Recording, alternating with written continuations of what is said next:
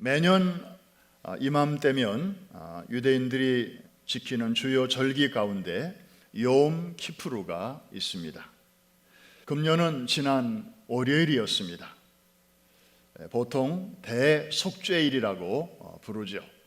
이날은 이스라엘 사람들이 지난 1년 동안 지었던 모든 죄를 용서받고 탕감받는 아주 중요한 날입니다. 사실 AD 70년 성전이 파괴되기 전까지만 해도 대제사장이 1년에 이날 하루 딱 한 번 지성소에 들어가서 자신의 죄와 그리고 모든 백성들의 죄를 씻음받는 그런 의식을 거행했습니다. 경건한 유대인들은 전날 일몰 때부터 이제 그 다음 날 해질녘까지 하루 동안 금식을 하지요. 그런데 대속죄일 날 오후, 그러니까 영적 분위기가 최고조에 달했을 때에 유대인들은 회당에 가서 꼭 읽는 책이 하나 있습니다. 구약 성경인데 그것이 바로 요나서입니다. 낭독이 끝나면 모든 회중들은 한 목소리로 이렇게 응답을 합니다. 우리는 요나와 같습니다. 다시 말하면 제가 바로 요나입니다. 오늘 설교 제목은 바로 거기서 따왔습니다. 한번 설교 제목을 따라해 주실까요? 제가 바로 요나입니다. 네. 여러분, 질문이 하나 생기지 않겠습니까? 왜 유대인들은 새해 벽두에, 유대인들의 캘린더로는 지금이 이제 새해 첫 달이거든요.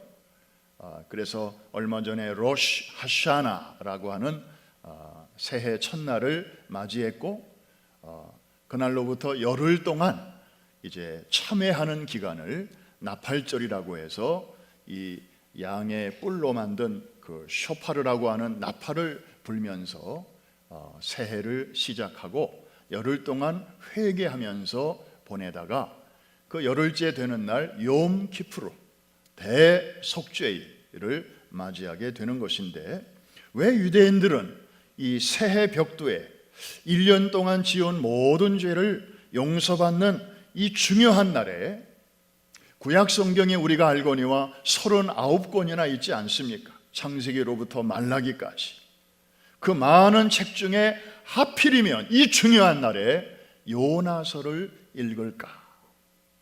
거기에는 분명한 이유가 있을 것입니다. 오늘 몇 가지로 살펴보면서 이제 10월, 11월, 12월 석 달 동안 우리가 이 요나서와 함께 영적인 순례, 영적인 여행을 시작하려고 하는 것입니다. 첫 번째 이유는 이 요나서에 나타난 그 요나의 모습 속에서 우리 자신의 적나라한 자화상을 속속들이 볼 수 있기 때문입니다.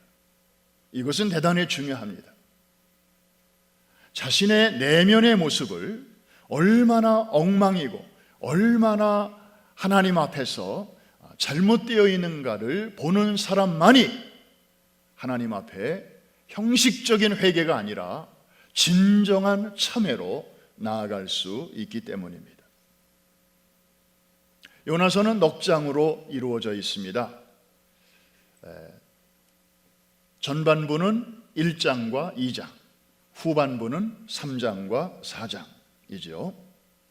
전반부에서는 하나님의 명령이 임하였을 때에 불순종해서 하나님의 낯을 피하여 도망가는 요나의 모습이 나옵니다. 그러다가 죽을 고생하고 이제 큰 물고기 뱃속에서 이제 깨닫고 회개하고 기도하지요. 그리고 뉘우치고 결국에는 제자리로 돌아오는 그런 요나가 보입니다. 그런데 후반부로 가면 이 3장과 4장에서는 요나가 순종합니다. 그런데 사실 마지못해 순종하는 것입니다. 그래서 니느웨가 멸망한다고 외쳤는데 저들이 회개하였을 때 하나님께서 용서해 주시는 그 모습을 보면서 불만을 품습니다. 그리고 하나님께 따지듯이 항의합니다. 자, 전반부의 모습과 후반부의 모습을 여러분들이 앞으로 자세하게 보시게 될 텐데, 자, 이쯤 되면 누가 떠오르는 사람이 좀 없습니까? 누가복음 15장에 보면 예수님께서 유명한 비유 3가지를 말씀하십니다. 다 잃어버렸다가 다시 찾는 비유이지요. 그 중에 백미는 뭐니 해도 집을 나간 자식이 결국에 다시 아버지의 품으로 돌아온다고 하는 이 탕자의 비유라고 알려진 그 내용일 것입니다. 그런데 여러분, 아까 말씀드린 요나서의 이 전반부 1장과 2장에서는 즉 하나님의 낯을 피하여 멀리 도망치는 그 요나의 모습 속에서 우리는 소위 탕자, 둘째 아들의 모습을 봅니다. 그런데 요나서의 후반부에서는 첫째 아들과 흡사한 모습을 우리는 또 보게 됩니다. 왜 그럴까요? 자, 하나님은 니느웨 성이 돌아왔을 때 아주 굉장히 기뻐하십니다. 그런데 요나는 전혀 기쁘지 않습니다. 기분이 나쁩니다. 왜? 자기는 순종해서 무너진다고 외쳤는데 무너지기는커녕 하나님이 용서하시고 그 성에 사는 사람들을 축복하시는 것을 보고 요나는 아주 불쾌했습니다. 여러분, 맨하탄에 있는 리디머 처치라고 아주 뉴욕의 대표적인 미국 교회가 있죠. 그 교회를 담임하셨던 팀 켈러 목사님은 이 요나서를 강해하면서 책을 한 권 내셨는데 The Prodigal Prophet, 우리말로 번역하면 방탕한 선지자, 이런 제목으로 책을 쓰셨습니다. 그 부분에서 이 대목을 이렇게 설명하고 있습니다. 요나가 원한 것은 스스로 만들어낸 하나님이다.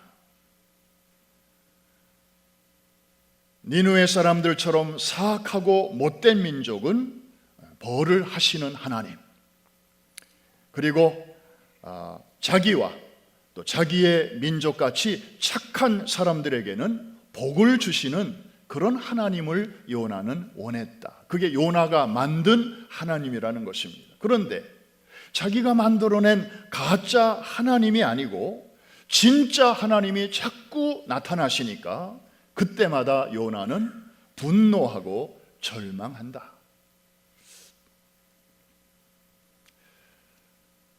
여러분, 이제 우리 자신을 한번 돌아보십시다.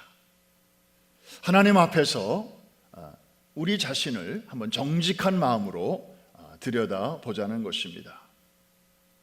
나는 과연 지금까지 하나님을 믿어왔는데 어떤 하나님을 내가 믿어왔는가? 성경에 계시된 대로 그대로의 하나님, 진짜 하나님인가?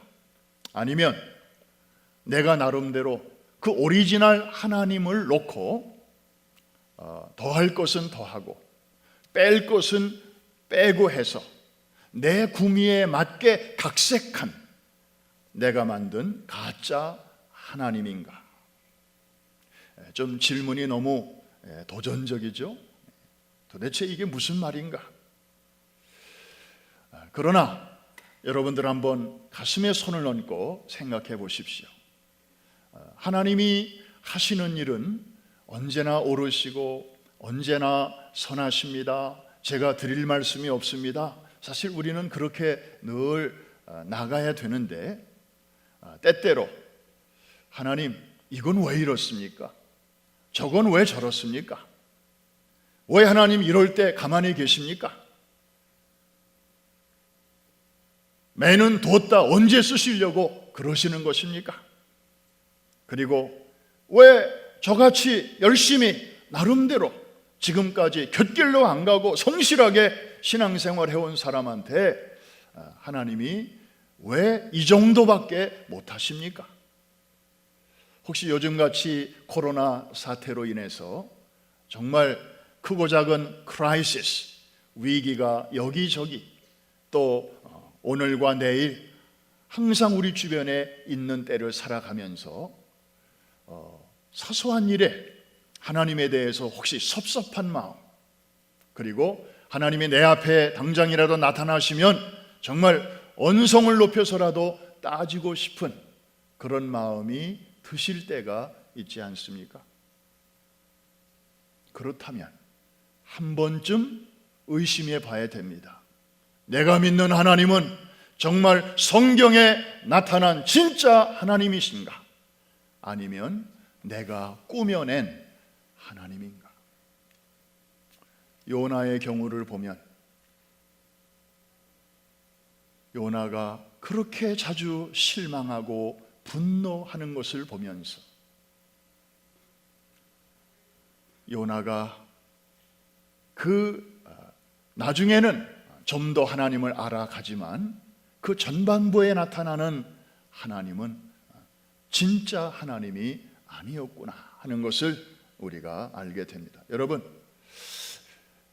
기왕에 신앙생활 할 바에야 우리가 제대로 해야 되지 않겠습니까?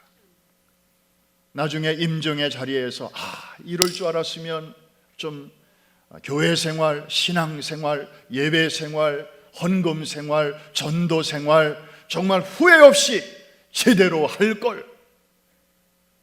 그런데 그런 생각을, 그런 철이 들 때쯤이면 이미 우리에게 기회가 더 이상 없음을 우리는 알게 되지 않습니까?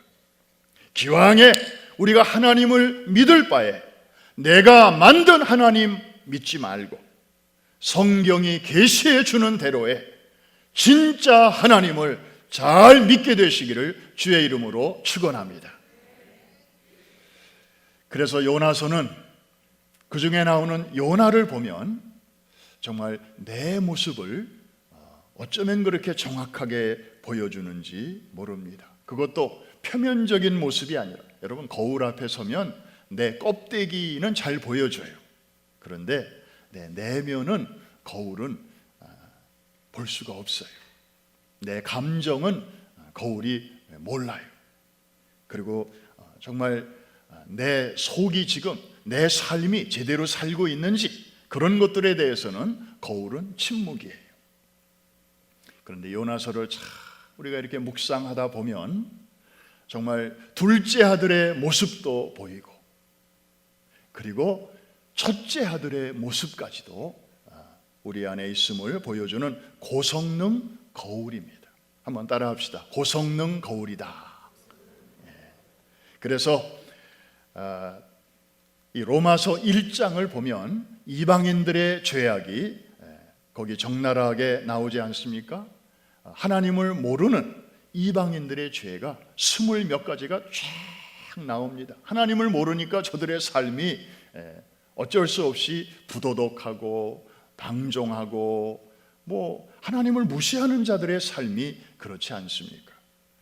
그런데 그러면 이제 유대인들이 로마서 1장을 보면서 그러면 그렇지, 이방인들이니까 저들은 지옥의 땔감으로 하나님이 만드신 존재들이니까 저렇게 사는 게 당연하지, 우리는 달라 나는 아니야 하고 우쭐대고 있을 때 로마서 2장으로 넘어가면 유대인들의 죄악을 또 적나라하게 말해주고 있습니다. 이방인들은 성경을 모릅니다. 하나님을 모릅니다. 그런데 유대인들은 성경도 합니다. 하나님도 합니다. 그런 자들이 저지르는 죄악상이 2장에 나와 있는 것입니다. 그래서 결국 로마서 3장쯤으로 가면 바울은 이렇게 선포하는데, 자, 3장 있는 말씀 한번 같이 볼까요? 시작. 기록된 바 의인은 없나니 하나도 없으며 깨닫는 자도 없고 하나님을 찾는 자도 없고 다 치우쳐 함께 무익하게 되고 선을 행하는 자는 없나니 하나도 없도다. 모든 사람이 죄 아래 있다. 거기로부터 구원이 필요한 존재다 하는 것을 선포하고 있는 것입니다. 여러분, 우리가 이렇게 거리에서 사람을 보면 나보다 키 큰 사람도 있고 나보다 키 작은 사람도 있잖아요. 그런데 여러분, 엠파이어 스테이트 빌딩 80몇 층인가 전망대 올라가서 34가를 이렇게 내려다 보신 적이 있죠. 지나가는 사람들이 요만하게 보여요. 그런데 키 큰 사람, 키 작은 사람 차이가 보입니까? 아유, 위에서 보니까 그때 쓰는 속담이 있어요. 뭐예요? 도토리 키재기다. 여러분, 빌딩 80층에서만 내려다봐도 아무 차이가 없어 보이는데 높고 높은 하나님의 그 거룩한 보좌에서 우리의 삶을 내려다 보실 때 유난히 그저 지멋대로 살아온 사람의 삶이나 유난히 거룩하고 고고하고 아주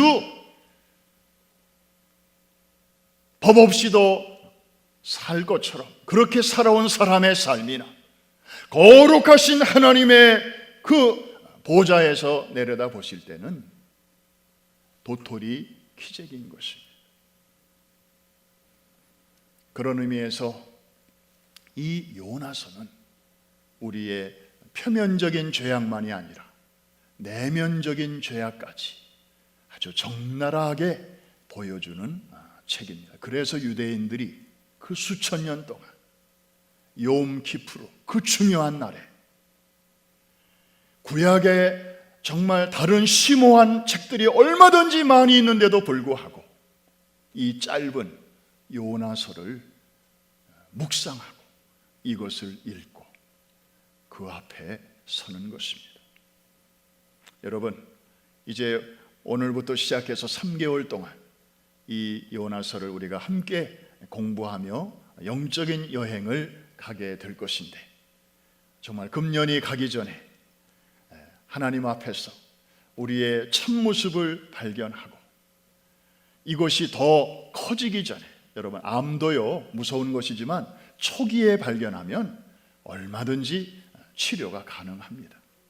그런데 이건 뭐 암이 걸려 3년, 몰라 3년 뭐 하여튼 그렇잖아요. 이거 느끼지 못하고 발견하지 못하고 그냥 키우면 그게 나중에 이제 심각한 문제가 되는 것처럼 여러분, 이번 3개월 동안 이 요나서와의 여행을 통해서 금년이 가기 전에 우리의 심령이 깨끗하여지고 우리의 삶이 수술을 받아 때묻지 않은 그러한 영과 혼과 몸으로 또 때묻지 않은 2021년 새해를 맞이할 수 있게 되기를 주의 이름으로 축원합니다.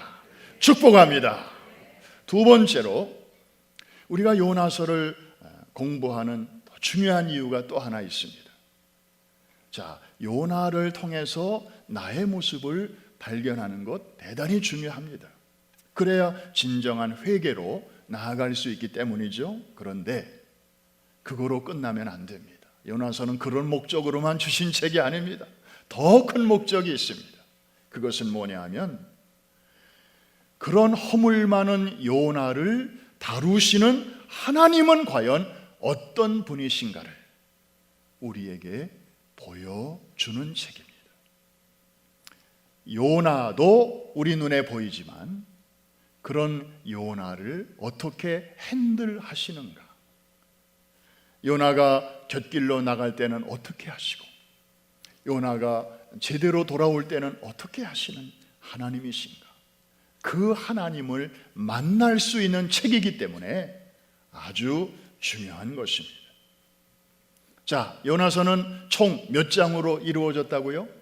넉 장밖에 안 됩니다. 자, 1장을 보면 우리가 다음 주부터 이제 자세하게 들어갈 것입니다만은 이 나무를 보기 전에 먼저 숲을 보아야 한다 그런 말이 있잖아요. 자, 1장을 보면 부지런히 요나가 뭘 합니까? 일하면 얼마나 좋겠습니까? 부지런히 도망갑니다. 그런데 그런 요나의 모습과 오버랩이 되면서 하나님의 모습이 보이십니다. 악독한 이방 민족에게도 구원의 마지막 기회를 제공하시려는 부지런히 일하시는 하나님의 모습이 1장에 보이는 것입니다. 여러분, 하나님의 그 속성 때문에 오랫동안 하나님을 알지 못하고 조상적부터 우상과 미신을 섬겨왔던 우리에게까지도 구원의 기회가 오게 된 줄로 믿습니다. 2장으로 넘어가면 요나의 모습이 또 보이죠. 고통 속에서, 큰 물고기 뱃속에서 이제 회개하며 부르짖는, 기도하는 요나의 모습이 나옵니다. 동시에 어떤 하나님의 모습이 오벌랩이 되어서 나타납니까?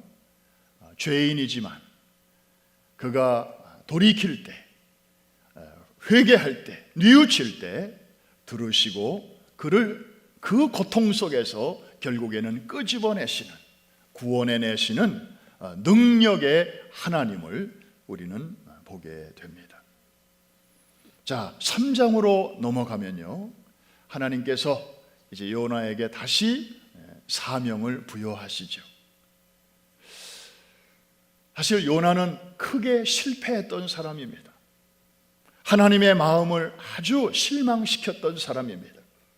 그런데 하나님께서는 그런 실패자를 헌신짝처럼 버리지 아니하시고 그에게 또 한 번 기회를 부여하십니다. 어떤 면에서는 참 통이 크신 하나님 아니십니까? 우리 같으면 야, 사람이 너밖에 없냐? 야, 됐다, 넌 가라. 아마 다른 사람 찾아서 그 일을 맡길 것입니다. 왜? 지난번과 똑같은 일이 또 생기면 안 되니까. 그런데 하나님은 그렇게 안 하십니다. 만일에 하나님이 우리를 그렇게 대하셨다면 저나 여러분이나 오늘 이 자리에 있을 수 있는 사람이 과연 몇 사람이나 있겠습니까? 우리가 잘하려고 노력은 했지만 항상 노력한 대로 됩니까? 또 실수하고 또 돌아서고 또 하나님 실망시키고 그런 적이 한두 번이 아니었음에도 불구하고 하나님께서는 기다려 주셨고 또 우리에게 사명, 일감을 맡겨 주셔서 우리가 여기까지 오게 된 줄로 믿습니다. 마지막 4장으로 넘어가면 요나의 모습이 또 보이죠. 겉으로는 분명히 변화가 되었습니다. 참 가기 어려운 그 길을 갔습니다. 적국에 간 것입니다. 그리고 부탁하신 말씀을 선포했습니다. 그랬더니 요나가 기대하지 않았던 놀라운 일이 그 성 안에서 일어나지 않습니까?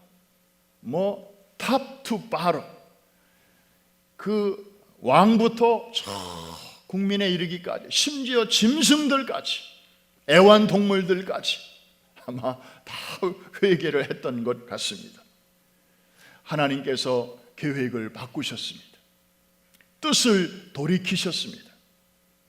그러면 요나가 하나님과 함께 공감을 해야죠. 하나님과 함께 기뻐해야 되는데 하나님은 지금 기뻐 죽겠는데 요나는 아주 불쾌해 죽겠습니다.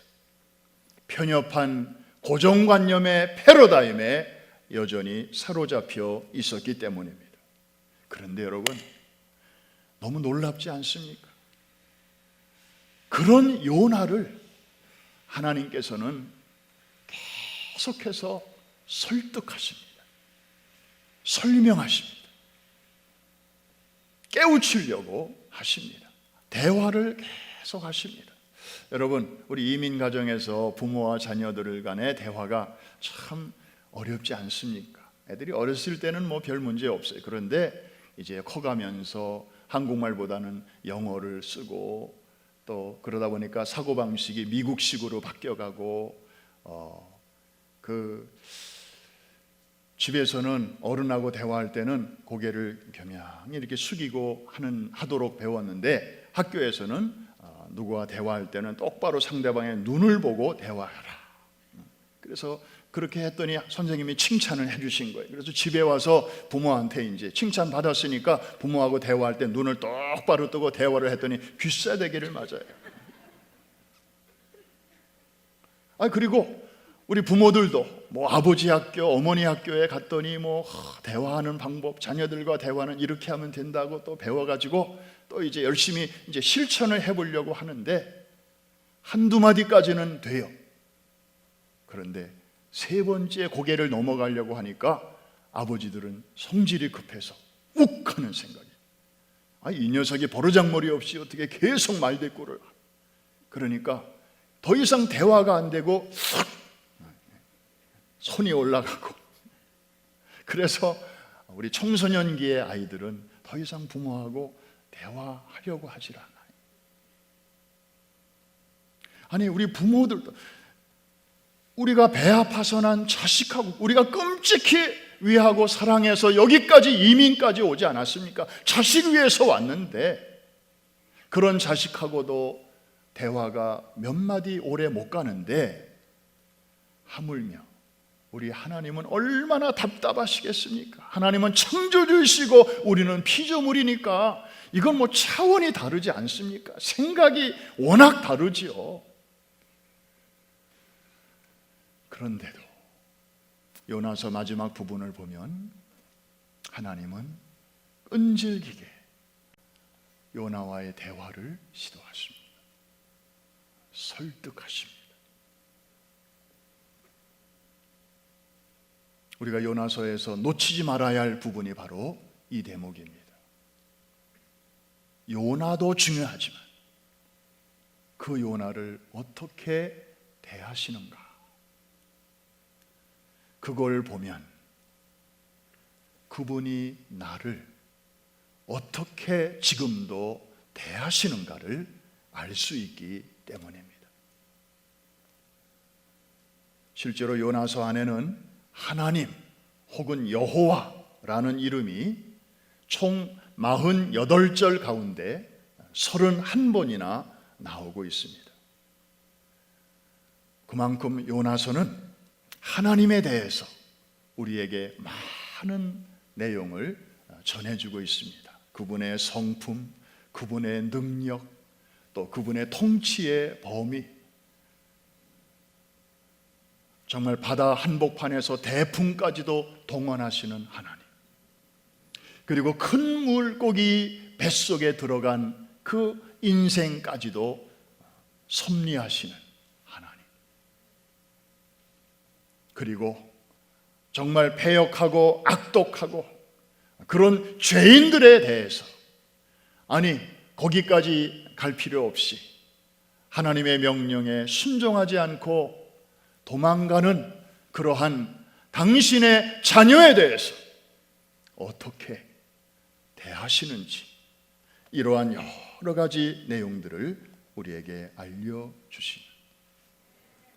마지막 우리가 요나서를 통해서 배워야 할 또 하나의 교훈이 있다면 선교에 대한 부르심을 우리가 들어야 합니다.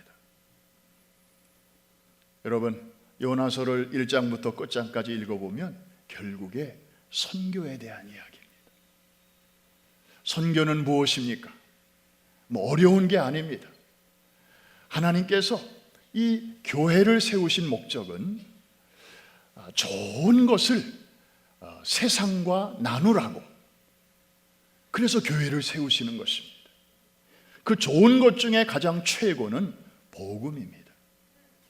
예수 그리스도의 죽으심과 부활을 통해서 돈으로도 살 수 없고 과학으로도 해결할 수 없는 인간의 근본적인 문제들, 그 중에서도 가장 심각한 문제가 있습니다. 죄의 문제, 그 다음에 죽음의 문제. 이것은 어느 누구도 지금까지 해결한 사람이 없습니다. 오직 예수 그리스도를 통해서 하나님께서는 이 두 가지 근본적인 문제들을 단번에 그의 십자가 죽으심과 3일 만에 부활을 통해서 우리에게 시원하게 해결해 주셨습니다. 그러므로 누구든지 예수 그리스도 안에 들어가기만 하면 그분은 영원한 길이요 진리요 생명이 되셔서 그분을 우리가 살아있는 동안에 모시어드리기만 하면 우리는 얼마 있다가 육체의 죽음은 결국 맞이할 것이지만 영원한 생명이 이미 우리 안에 들어와 있기 때문에 우리는 이 땅에 살면서 이미 천국과 연결된 삶을 살게 되는 줄로 믿습니다. 정말 이 아름다운 소식, 이 좋은 소식, 이 복음을 바로 가까운 곳 전도와 먼 곳의 선교, 그리고 가까이 있는 우리 다음 세대들, 그리고 먼 데 있는 다음 세대들을 우리가 하루라도 빨리 이 복음으로 먼저 저들에게 심어주기 위해서 애를 쓰는 것입니다. 이 중요한 사명을 부여받은 교회가 요나처럼 도피해서는 안 될 것입니다. 저 배 밑으로 내려가서 잠을 청해서는 안 될 것입니다. 코로나 사태라고 해서 아이고 우리가 지금은 할 수 있는 게 아무것도 없어요, 그냥 마냥 주저앉아만 있어서도 안 될 것입니다. 그리스도인들은 더 이상 침묵하는 죄를 범해서는 안 될 것입니다. 나중에 우리가 요나서를 공부하면서 보겠습니다마는 하나님을 믿지 않는 사람들이 오히려 요나보다 더 아주 성실하고 더 사람의 생명에 대해서 관심이 많고 참 우리를 부끄럽게 할 때가 많이 있는 것입니다. 여러분 요즘 세상을 보십시오. 전에는 부끄러워서 말조차 못하는 사람들이 요즘은 보란듯이 소위 커밍아웃 합니다. 나 남자인데 남자랑 사귀어요. 나 여자인데 여자랑 결혼했어요. 정말 담대하게 그렇게 커밍아웃하는 세상 아닙니까? 그런데 우리 그리스도인들이 진짜 중요한 내용을 갖고 있으면서도 그것을 부끄러워하고 당당하게 말해야 할 시간에 그냥 침묵으로 지나간다면 어두울수록에 우리가 다 할 수 없지만 그래도 할 수 있는 일이 있습니다. 내가 있는 자리에서 촛불 한 자루 켜는 것입니다. 어둠은 어둠을 향해서 물러가라! 목이 쉬도록 소리친다고 물러가지 않습니다. 누군가가 조용히 촛불 하나 켤 때 어둠은 소리 없이 물러가는 것입니다. 이것이 파워입니다. 여러분, 코로나 사태 때문에 아직도 우리가 갑갑합니다. 지금 많이들 나와 계시지만 7개월 전에 이 자리는 정말 더 많은 분들이 나와서 마음껏 예배하던 자리였습니다. 하나님이 지금 많이 회복시켜 가고 계십니다. 그런데 우리는 생각 속으로 코로나 때문에 우리는 지금 별로 할 수 있는 일이 없어. 여러분들의 몸은 이렇게 나와 있지만 아직도 마음은 여러 가지로 위축되어 있을 것입니다. 그런데 여러분, 한 가지 꼭 기억하십시다. 우리 지난 시간에 바울의 그 마지막 로마에서의 삶을 보았지 않습니까? 바울이 마지막 도착한 곳은 그 세계의 수도인 로마. 그런데 무슨 화려한 장소가 아니었습니다. 시내 외곽에 그 싸구려 셋집이었습니다. 바울은 거기에 도착했을 때 도대체 이게 뭐야? 내가 지금까지 로마 선교를 꿈꾸면서 유라굴로도 이기면서 온갖 죽을 고비를 넘기면서 로마까지 왔는데 도대체 이게 뭐야? 하나님, 세상이 왜 이렇습니까? 이래가지고 제가 무슨 로마에서 무슨 시저 앞에서 복음을 전하겠습니까? 열악한 환경을 빙자하여 하나님께 불만을 토로하지 않았습니다. 바울은 그 자리에서 자기가 할 수 있는 것을 했습니다. 가까이 있는 사람들에게 24시간 자기와 묶여있는 간수로부터 시작하여 가까이 있는 사람들에게는 말로 복음을 전했습니다. 그리고 먼 데 있는 사람들에게는 글로 복음을 써서 전했습니다. 요즘 말로 말하면 온라인으로도 복음 전하고 오프라인으로도 복음을 전했다, 이 말입니다. 환경을 탓하지 않았습니다. 이해가 되시면 아멘. 바울은 그 조그마한 셋집에서 로마 전도를 그렇게 시작했습니다. 그 당시에는 별 볼 일 없는 것처럼 보였습니다. 로마는 너무나 크게 보였고 바울의 존재는 너무나 약소해 보였습니다. 그러나 여러분, 인생도 길게 봐야 되고 역사도 길게 봐야 합니다. 250년 후 로마 제국은 어떻게 됐습니까? 결국 복음에게 지고 말았습니다. 지하에 있던 기독교 교회는 지상으로 올라오게 되었고, 그로부터 70여 년이 지난 380년에는 테오도시우스 황제 때 다른 종교는 다 물러가고 로마의 공식 종교는 기독교다, 스테이트 릴리전으로 선포하기에 이르게 되었습니다. 여러분, 이것이 바로 하나님의 역사입니다. 하나님은 이런 일을 넉넉히 하실 수 있는 분이신 줄로 믿으시면 아멘 하십시다. 결코 큰 곳에서 시작되지 않았습니다. 아주 작은 곳에서. 오늘날도 마찬가지입니다.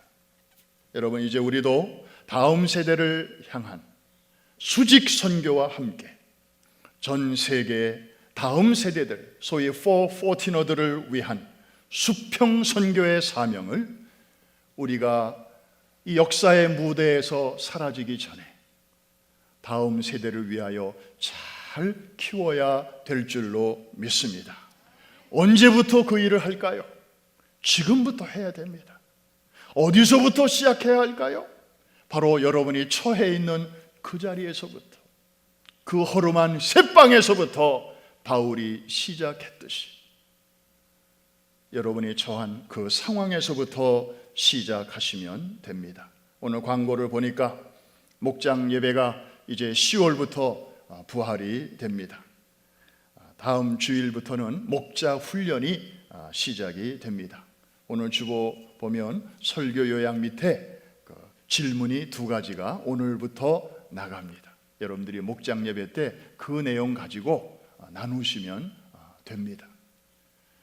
혹시 직접 모임이 어려우시니까 줌으로 잘 이렇게 서로 가르쳐줘서 모이시면 됩니다.